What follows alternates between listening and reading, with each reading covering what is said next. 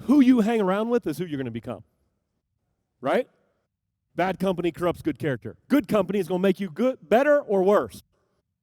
Better. Right? And so you are the average of the people you hang around with.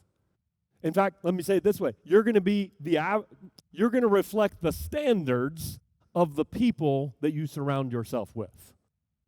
And so you need to be mindful of the people and their standards of who you're surrounded. One of the most important decisions of your life is who you spend your time with. And so we're going to look at the life of David here and push in. And King David, like famously, what did King David do? Did anybody go to church? Like, come on now. What did King David do? He killed Goliath. He did have a heart after God. Pastor's like, he went straight to the better point. You did. Thank you. That was good. He did do a lot of things. It was like a pin drop, though. Only the pastor knew the answer. Goodness. We got work to do, pastors. I mean, God. Okay, so after he killed the giant, before he became king, David got into a helpless, despairing place. Anybody been there? Hopelessness, despair, depression, isolation, right? And so in 1 Samuel 22:1, it says that David left Gath and escaped to the cave of Adullam. Just going to stop right there. He left Gath, escaped to the cave of Adullam. Let me tell you this. Even the greatest champion is vulnerable in isolation. I don't care how strong you are, how faith-filled you are, how great you are. Even the greatest among us will be vulnerable in isolation. And so we got to ask our question. This is before David became king. If David went to that king and he stayed all alone, what would have happened if he stayed in that isolation?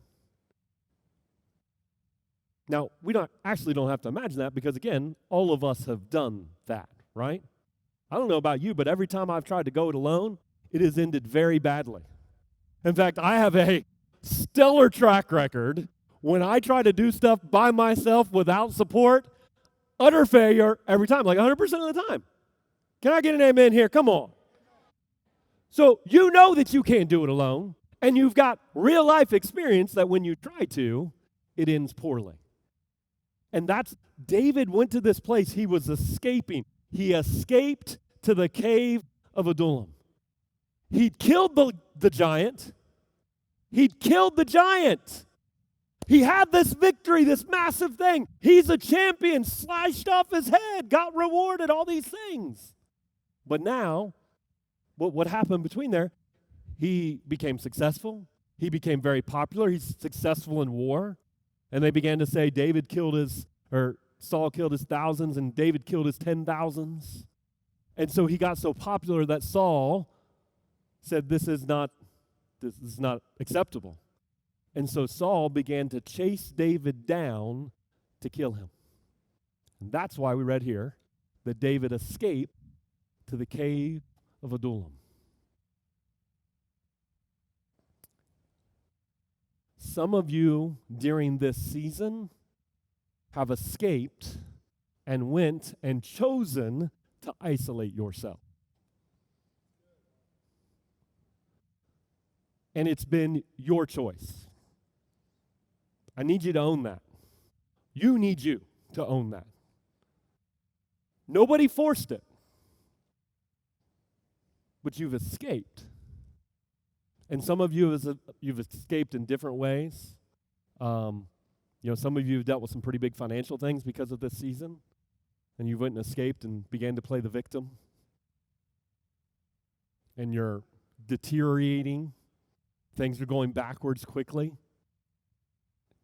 But you stuck your head in the sand and you're not dealing with anything, and so you've escaped. Some of you have used social media as your escape because you say you're going on there to connect with people, but you're not. You're going on there to escape from the life that you have. And so escape is never going to be the answer. And so a lot of us, like David, we have a tendency to say, I'm going to run away and I'm going to escape. But when you are in the cave, by yourself, the devil is counting you out. He's saying there's no way they're going to make it. I got them right where I want them. They can't make it on their own, and they've believed the lie that they are alone, and I've got them right where I want them. And when we get in that place, we forget who we are, and we let go of the hope of God. And take charge of it yesterday. We were right in the middle of flow of the event, and someone said, "You're giving me hope right now." See, when you're in isolation, you don't get hope. I'm going to say that again. When you are in isolation, you don't get hope. Now, there is the whole, as Pastor says, get alone till you're not alone anymore. And that's when you're getting alone with Jesus, and you're hearing the voice of God, and you're getting into the presence of God, because sometimes there's nothing nobody else can do, but you just got to get alone with Him until you hear His voice. Some of you could probably do a little bit more of that, but I'm going to tell you, you can do that all day, but if you don't have community, I like that. He said, you got to come off the mountain at some point. Jesus would seclude Himself to go away and pray alone. But then what did He do? He'd come off and He'd serve the multitudes. He'd come off and He'd use His voice to make a difference. And that's what we have to do. We have to be able to use our voice. Now, when we isolate ourselves, I'm just going to read this statement, our destiny begins slowly dying inside of us. Every single one of you have destiny and purpose on your life. If you don't get around people who can remind you of that, you're going to be in a danger zone. Which is why we get to the next part of the verse, and it says, when his brothers and his father's household heard about it, they went down to him there, down to the cave of Adullam. See, David escaped alone, but then God gathered 400 men to him to remind him of who he was. David said, I went to the cave alone, I escaped alone, and God said, nope. You're not alone. You are not isolated unless you choose to be. And his people went to him when he was in isolation. Because he was in isolation until his people came to him. See, some of you need some people who are going to come to you when you go and try and isolate yourself. Who know who you are. Who know the champion on the inside of you. Who know the power that's on the inside of you. And they're going to remind you of that. I look across this room and I see so many stories of relationships that two are better than one, or a whole connect group or edge group have strengthened each other.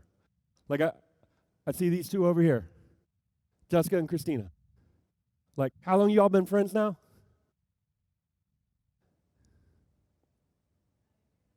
A year and a half. Like thick as thieves. That's a horrible expression. They become best friends. They become best friends.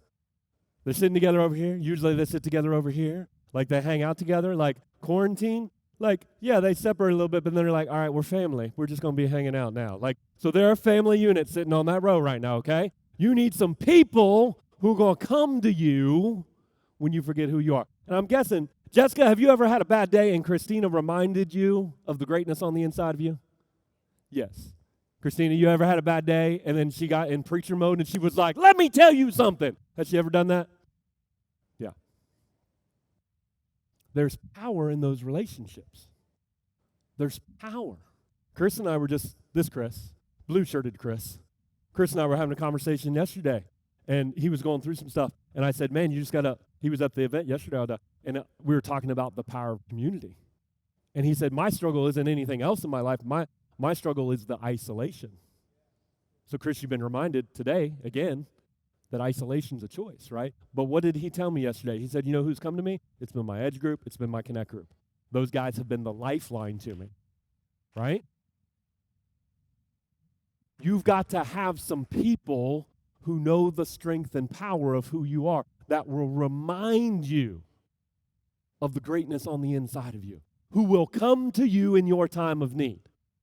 And by the way, if you already have those people, you should probably appreciate them and tell them that they are that in your life.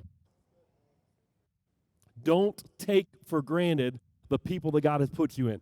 We need people to speak life to us, or else we will believe the lie that we are isolated.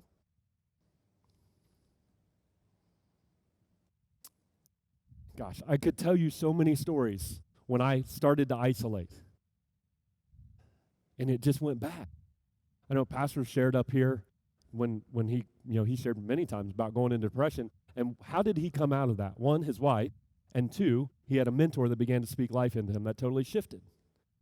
I remember when I was, back in the day, I was frustrated. And I was like, I'm not going to work here at this church no more. They don't appreciate me. I'm human too, you know. And if I would have stayed in isolation, I might have abandoned ship. But you know what I did? I talked to 3 people who I thought were going to back me up. And they're like, yeah, take off, Mark. Go do that thing in your heart. And all 3 of them said, nope, you ain't done yet. The 2 of them being one of them. Never forget a transformational conversation sitting in that office. And they're like, hey, we trust you, Mark. We know you hear God. We don't sense that. And I listened to my pastor. And having the right voices in our lives can change everything. What I'm describing is available to every person in this room. I'm talking about deep community that will change your life forever. See, here's what I've observed in my life and in the people close to me, people in this church. Community has a guarantee attached to it that you will thrive. Community has a guarantee attached to it that you will thrive. I'm not telling you everything's going to be perfect and you won't have any problems, because that's not the world we live in. But if you get in community and you don't quit and you keep showing up and you show up for them and they show up for you and you let them say stuff you don't want to hear, and you tell them some stuff they don't want to hear, and you laugh together, and you cry together, and you have fun together, and you have experiences together, and you do life together, and you read the Word, and you pray, and you support, and you celebrate. And when your kid gets hurt in a football game, you got a bunch of texts coming to you of just everybody checking in on my son. Like, if you keep showing up and putting yourself out there and being vulnerable and realizing that you don't have to hide your insecurities, your faults, your mistakes, your failures, because they all have them too. Look at somebody and say, you got issues. See, we all do. Everybody in this room. But you need to get around some people who know they got some issues and aren't scared to talk about it. Because that, I guarantee you, will create more thriving in your life than you are currently experiencing. How many have experienced that? If so, say yes. It's a principle of the universe that God put in place that you were created to thrive in community. That was a little weak. Created to thrive. 1 Samuel 2:21. Listen to what happens here. That day David fled from Saul and went to Achish, king of Gath. But the servants of Achish said to him, hold on a second, isn't this David, the king of the land? Isn't the guy the one they sing about their dances? Saul slain his thousands and David his tens of thousands. David forgot who he was, but the people around him didn't. See, I said it earlier, but when you isolate, you forget who you are. You forget the champion that is on the inside of you.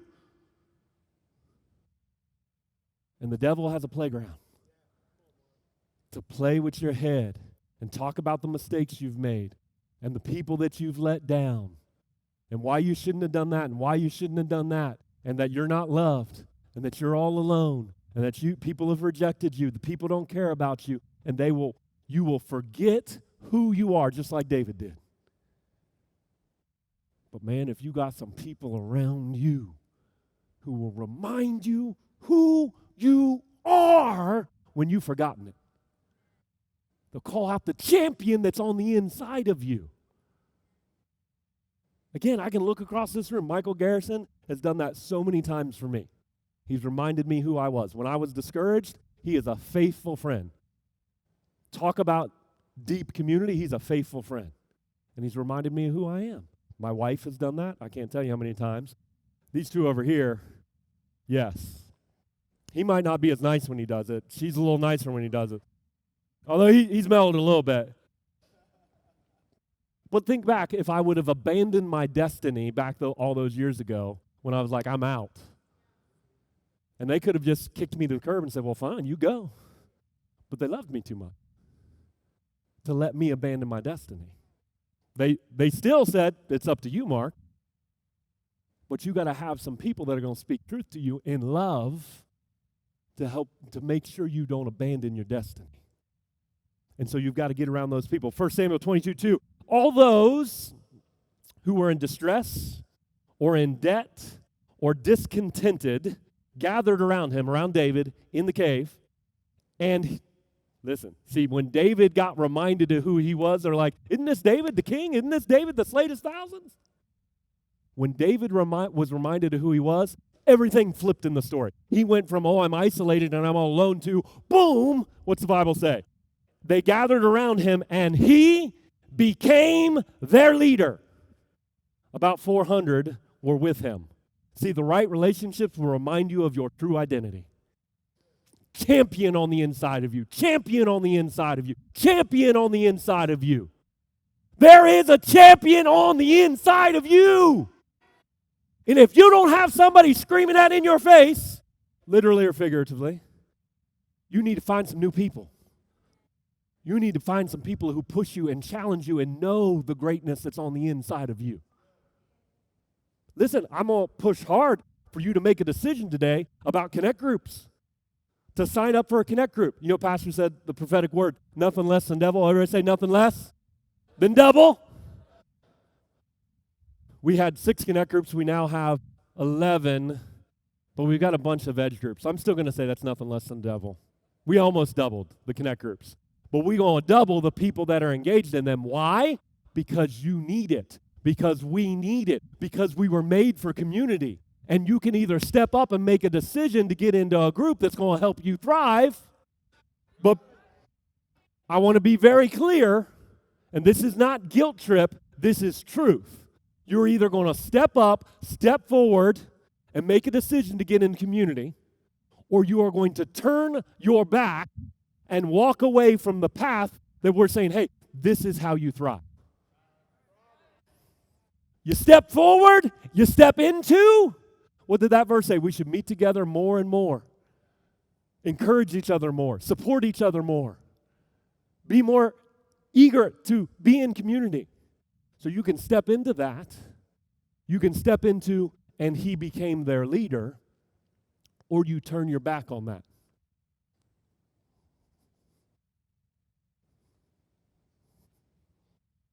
Then you've made a decision to isolate. It's your choice. It's not the one I would encourage you to make, though, because you were created for community. You were created to thrive. And that's what David did. When he got in that, when they came to him, instead of David lowering his standard to their broke, busted, disgusted standard, David's standard elevated 400 men to his standard. And they came out of that cave mighty warriors. I'll read that in a moment. But their standard was here, and his standard was here, and they elevated up. Everybody say proximity is power. Said a different way, your life is going to reflect the standards of the people you spend the most time with. If you get around people with a high standard, you're going to thrive. You get around people with a low standard, you're going to go into survival mode. You'll be the average of the 5 people you spend the most time with. The average of the 5 people who have the greatest voice in your life. That peer group, we've talked about it before. That peer group are the people you will adjust your decision making to stay in relationship with them. And right now, some of you perhaps have formed a habit of associating with people who do not have the standards that are going to move you forward and up into thriving. So you might want to Make an intentional decision to say, I'm going to adjust the people I'm surrounding myself with to people with a higher standard. Because when you do that, your life will unquestionably elevate. Is this a quick fix? Yes or no? Is community easy? Yes or no? It takes work. Community is not easy, but community is what you were made for. And how many can look back in your life and say, you look back fondly at a season where you had deep community in your life, and you look back and say, that was a great season of my life? How many have that? Just raise your hand, say yes. You don't have to look back longingly for community. You can choose to step into it today. Now listen, I know 100% of you are not going to get into a connect group. I understand that. But 100% of you need to take away this, that you were created for community. Some of you got community and relationships, but you have not been leaning into them. And you need to. And some of you have some people who speak hard truths to you, and you found yourself resisting time with them instead of leaning into it. You need to lean in. Because that's when the cowards that entered the cave came out champions. See, some of you, there's champion level stuff on the inside of you, but you never put yourself in a cave. You never put yourself in a cave with some other champions so it could rub off on you. And that's all you need. You need some proximity around the right people. And that's a choice. Everybody say it's a choice. Say it's my choice. Nobody can choose it for you. You have to choose it. And that's what we see in 1 Chronicles 11. It says, these were the chiefs of David's mighty men. They, together with all Israel, gave his kingship strong support to extend it over the whole land as the Lord had promised. They all came out champions. They came out mighty men because they went into a cave together. Everybody say together. So you need to find your people that'll get in that cave with you and make you a better person. Did you notice there that those mighty men, they were strong support to David's kingdom, and it says, as the Lord had promised. This is good. You need to hear this. God fulfilling his promises fully in your life is dependent upon the community you connect with. If they didn't get connected with David in the cave and they didn't become mighty men, the whole nation would not have been strongly supported the way God had promised. But because they came together in a cave, God did exactly what he had promised. There are some things God wants to do in your life, but he has been limited in his ability to be able to do them because you've chosen isolation. And if you would just get some proximity to the right people, you would unleash the promises of God in your life at a whole nother level. Thriving is your choice. It's your choice, and you have to choose it.